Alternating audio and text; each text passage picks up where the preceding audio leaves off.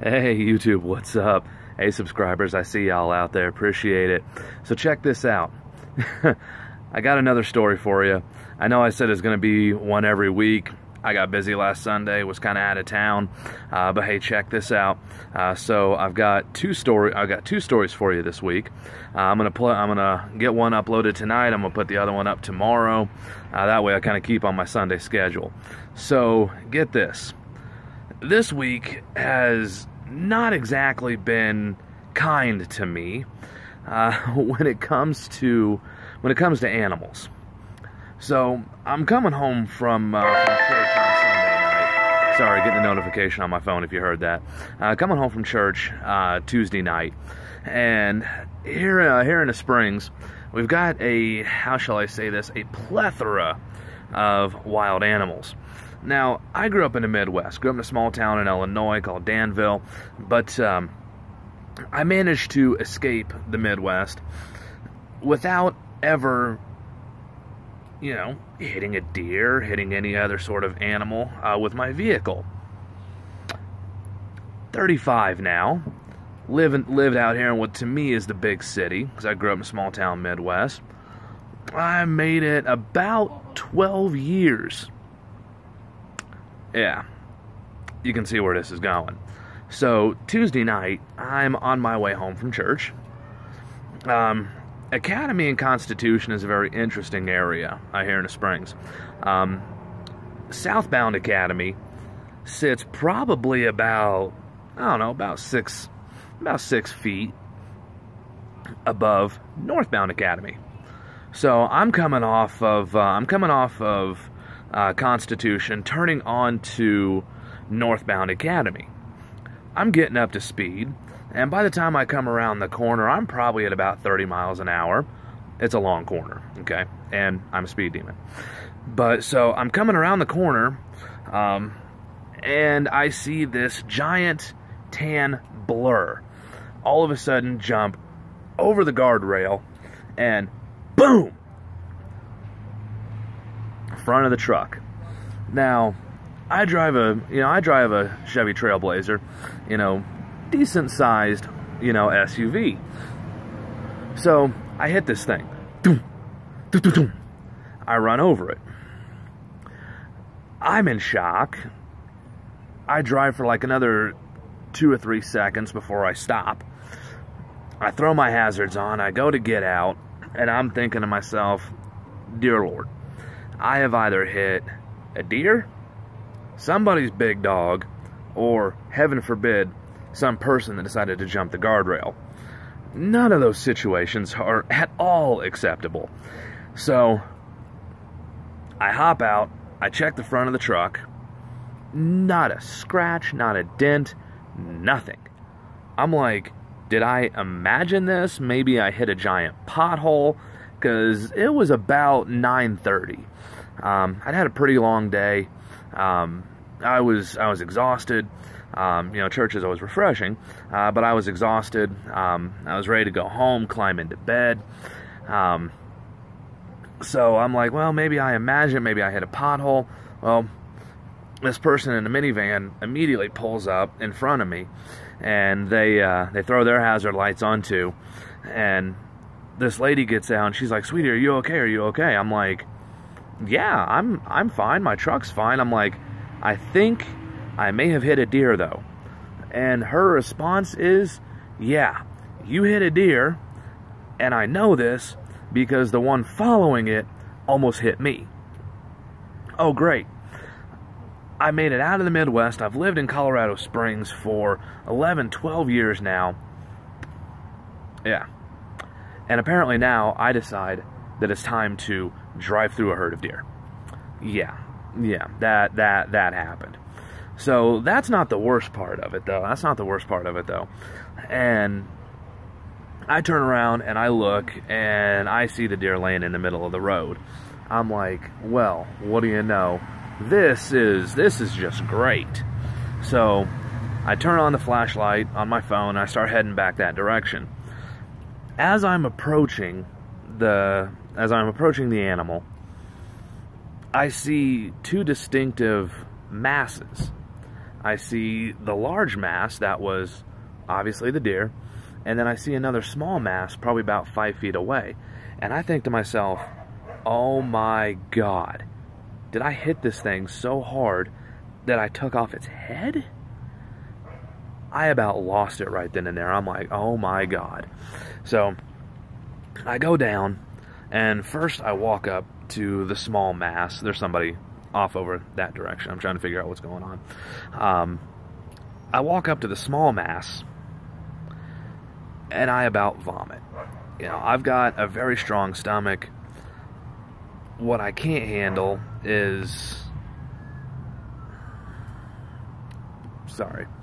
What I can't handle is anything happening to babies or baby animals. Yeah. I look down. Sorry, it's another notification on my phone. I look down, and it's a baby deer. Unborn, but fully formed. This mama was getting ready to go give birth somewhere here within the next couple days. And this thing is of course dead. And I am immediately ready to vomit. I start shaking. I walk up to the deer, only to see it open from groin to chest cavity, and I see another one hanging out of her. About this point, I am about in tears. I'm like, you've got to be kidding me. I'm about ready to vomit, and I've normally got a very, very strong stomach, but this was really, really getting to me. So, as I'm standing there trying to figure out if I need to call the police, if I need to call animal control, the Humane Society, someone to come in and remove this animal from the drive, or, you know, from the road, this lady comes running across the street, and she's like, "Oh my God, are you okay?" I'm like, "Yeah, I'm okay. You know, my person, I'm good. My vehicle is good." I'm like, I don't know if I can handle this emotionally and mentally, though, because I'm about to break down. I'm about to throw up. And she looks at me and she goes, "You know what?" She goes, "Let me call 911. I've got this. I'll take care of it. I've got it handled. Don't worry about it." And I said, "Okay." I'm like, "Well, are you sure you have this handled?" And she goes, "Yes, I have this handled. Don't worry about it." I said, "Okay." I said, "I am going to leave because I can't stomach what I'm looking at right now." And she goes, "Well, go ahead. You know, I've got this. Go ahead and go." And I said, "Well, thank you." I drive the rest of the way home in absolute and utter shock. I get home, and I start talking to my wife, and I immediately break down into tears. You know, I'm an animal lover, always have been, always will be. Between, you know, my wife and I, we have 4 dogs. I'll have to get you guys a video on them later. They are absolutely adorable. But we've got 4 dogs, and I start bawling. I start bawling like a baby. I start crying and crying and crying, and I'm shaking. And because I emotionally could not handle what I had seen. You know, I've seen some pretty nasty stuff in my life. You know, I've seen some pretty horrible things when it comes to people and human beings, which I was able to stomach that. I was able to handle that. But this was something completely different. I'd never once seen a dead baby animal, let alone one that I had been responsible for. And I was in bad shape. You know, I'm not even going to lie about it. I sat down. We talked for a little bit. She helped me to realize that it wasn't my fault. You know, there was really nothing that I could have done to. There's really nothing that I could have done to avoid hitting the deer, because it jumped out literally into the front of the Trailblazer. Luckily enough, there was no damage to the vehicle. Nothing along those lines. But yeah, I wanted to talk about this one. I kind of had to get this off of my chest, because that one just really bothered me. And then Thursday night, so a couple nights ago, because this is Saturday, 2 nights later, her and I decided to go for a drive. We go out to Garden of the Gods, If any of you are here, here in the Springs area, Garden of the Gods is absolutely beautiful. If you haven't been out to the Springs at all and you don't know anything about Garden of the Gods, it's off over by Manitou Springs. It's a bunch of natural rock formations, limestone, or not limestone, but sandstone. A bunch of really beautiful places. Look it up. Check it out on the internet. Look it up on Google. So we're driving around. It's about nightfall, and trust me when I tell you, my eyes were as wide as dinner plates driving around, because I don't want to hit anything else. I did it again. Except this time it was not a deer. It was a bird. This bird, as we're driving down the road, this bird comes flying out of nowhere and flies straight into the front of the Blazer. I'm like, you have got to be kidding me. I stop. I back up a little bit, and I go and I check on it.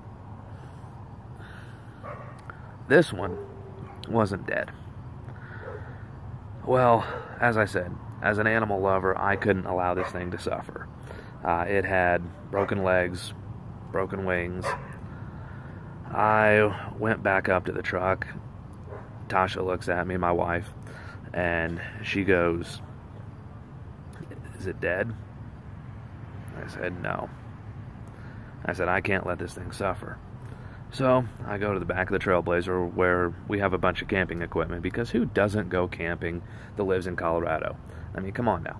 I go, I get my camping axe, I go up, I check out the bird. It's alive still. And I end its suffering. I'm going to spare you the gory details, but I made sure it was quick, and I made sure it was quick and clean. But yeah, so this has not been a very good week for me when it comes to animals.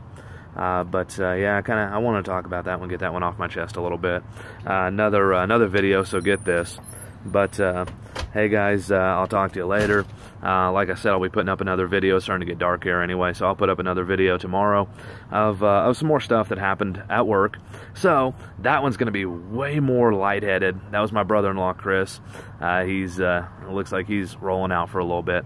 But yeah, but this one will be lighthearted. It'll be some good humor. It has to do with a customer that took a very long time to pay for their merchandise, and then gave us a negative review to the company. Yeah, go figure that one. But anyway, guys, any comments on anything, definitely make sure you drop them there, and drop them in the comment bar. If you want to subscribe to my channel, definitely please feel free. Hit that subscription button, smash that like button, as everybody always says. But anyway, guys, I'll be dropping another video tomorrow. Take it easy. Y'all have a good night.